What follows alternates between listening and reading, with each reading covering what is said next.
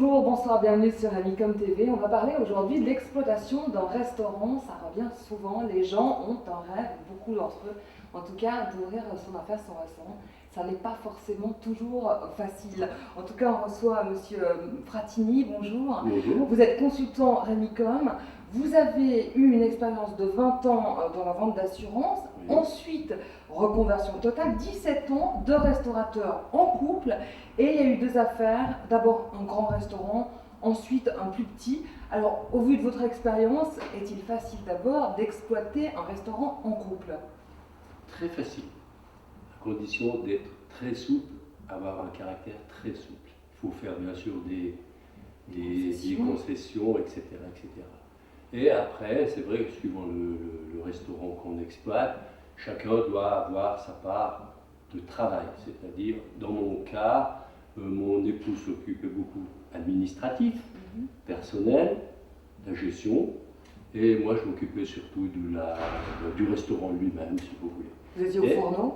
Non, je ne sais pas cuisiner, honnêtement.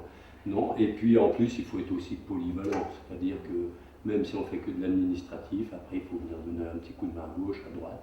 Mais c'est très facile d'exploiter en couple. Pour moi, pendant 17 ans, j'ai eu aucun problème. Magnifique. Et pourquoi justement vous avez vendu votre première affaire? Donc c'était un grand restaurant, le premier? Oui, c'était une grande brasserie située en campagne un peu genevoise, et une très très belle affaire. Mais ce qui s'est passé, c'est que, bon, après 14 ans, il y a une lassitude un petit peu le ras-le-bol. On a beaucoup de problèmes aussi dans ce genre d'affaires, il faut beaucoup de personnel. Donc il faut gérer le personnel. Il faut gérer le personnel. En plus, c'était une affaire qui était ouverte 7 jours sur 7. Il faut faire beaucoup de travail, beaucoup d'actes de présence, il faut être là en permanence, etc. Mais moi j'ai vendu surtout parce que le quartier s'était dégradé aussi. Il y a eu une grosse dégradation dans le secteur. Et puis je me suis dit, bon, ben, on va arrêter, on va la vendre, quoi. Et c'est ce qu'on a fait il y a 3 ans en arrière. Donc alors pourquoi le choix d'une plus petite affaire, mais aussi dans la restauration, c'était plus facile à gérer? C'est-à-dire, voilà, nous on a pensé que qui dit petite affaire dit pas de personnel. On va travailler entre nous, mon épouse et moi, on va prendre éventuellement un cuisinier, mais on s'est un peu trompé. Dans le sens que, on s'est trompé dans le sens que petite affaire, on ne peut pas payer de personnel. Vous voyez, c'est pas possible. Alors on devrait être encore plus présent. Il faut être là du matin au soir. Et on s'est un peu trompé. C'est vrai que je regrette un peu la première affaire que nous avons eue, parce qu'il y avait plus de rendement aussi, plus de chiffre d'affaires, on pouvait payer et on pouvait se payer du personnel. On pouvait avoir plus de liberté. Et dans le cas d'une petite affaire, on a moins de liberté. Et vous avez toujours votre petit restaurant? Non, on l'a vendu également. On l'a vendu également, le petit restaurant. Alors, un tabou, est-ce qu'on peut devenir riche en exploitant un restaurant?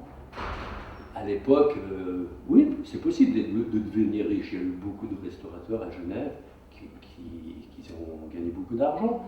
Bon, actuellement, vu la crise, etc., devenir riche, peut-être pas, mais on peut bien gagner notre vie. Tout dépend aussi de l'affaire qu'on achète, tout dépend de l'emplacement, le choix. Il faut faire un juste choix dans une affaire quand on l'achète. Et qui dit une grande affaire, on brasse beaucoup plus d'argent, donc on gagne beaucoup plus d'argent aussi. Une petite affaire, je vous fais une petite comparaison toute simple, une affaire qui brasse 1 million de francs, on a des calculs, il nous reste à peu près 15% net dans notre poche, donc ça représente 150 000 francs, c'est bien. Une petite affaire qui fait la moitié, 500 000, voilà, vous avez 50 000 francs.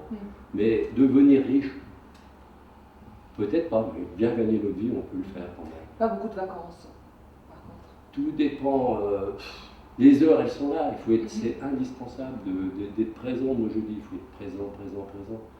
Pas beaucoup de vacances, tout dépend de la structure de l'affaire. Et il faut être peut-être bien épaulé aussi, c'est ça. Un dernier conseil à nous donner, peut-être? Pour acheter une affaire? Je ne sais pas, pour se lancer ou pas, oui. Pour se lancer, oui, il faut pourquoi pas se lancer. Et en couple pas, donc s'entendre, vous, ça se passe très bien, je pense qu'à la base... Non, disons, il faut se lancer, il faut être indépendant, c'est sympathique d'être indépendant. Mais il faut acheter une affaire à son juste prix, comme on pourrait dire. Et puis il ne faut pas avoir peur de travailler, les heures de présence. Et surtout, il faut être là. Si un patron il n'est pas dans son affaire, c'est pas bon. Voilà. Quand le chat n'est pas là, les souris dansent. Exactement, hein, parce qu'on a beaucoup de problèmes de personnel actuellement. Voilà, ils sont dans l'ensemble. Voilà, et puis ce facteur géographique dont vous parliez tout à l'heure, on ne peut pas prévoir comment va évoluer un quartier, une région en ouvrant son restaurant. Bon. Merci beaucoup, Monsieur Fratini. On se retrouve bientôt pour une autre émission. Au revoir.